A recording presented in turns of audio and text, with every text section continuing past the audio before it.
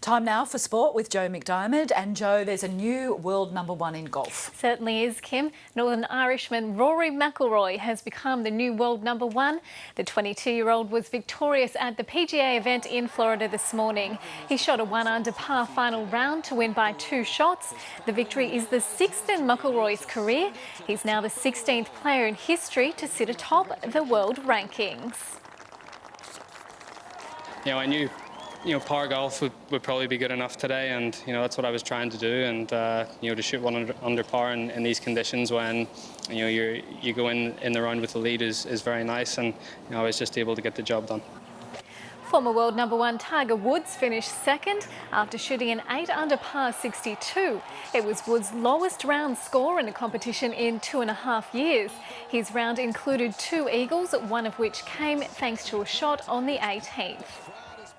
Australia has scraped through to beat Sri Lanka by 15 runs in the opening one-day cricket final in Brisbane. Opener David Warner hit 163 as Australia posted 6 for 321, but Warner is in doubt for Game 2 due to injury. Warner was awarded man of the match but didn't field during Sri Lanka's innings. He suffered a flare-up of a niggling groin injury and is doubtful for the game in Adelaide tomorrow.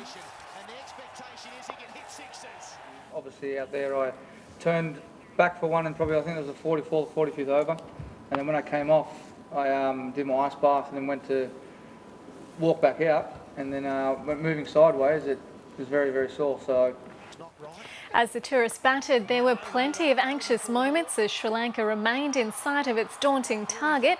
However, the visitors finally succumbed for 306 with 4 balls remaining.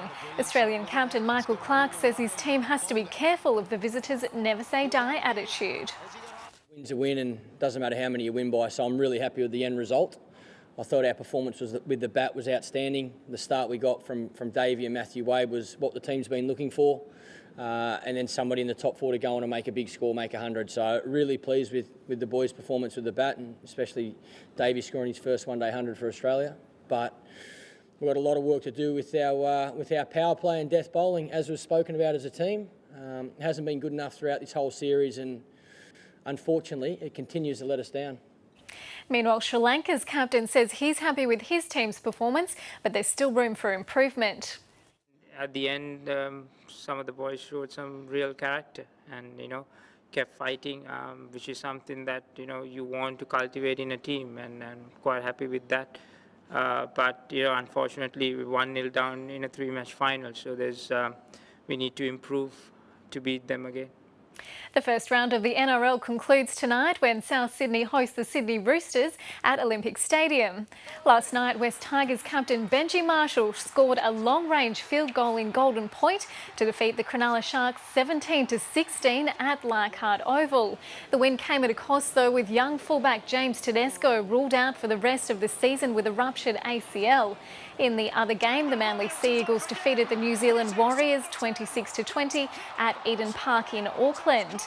Meanwhile, at the Judiciary, Newcastle Knights centre Tamana Tahu faces a week on the sidelines after being charged with a Grade 1 contrary conduct in his side's Golden Point loss to the Dragons on Thursday night.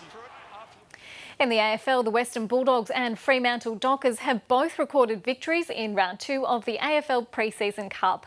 The Bulldogs won a tight clash over Carlton by 4 points at Docklands.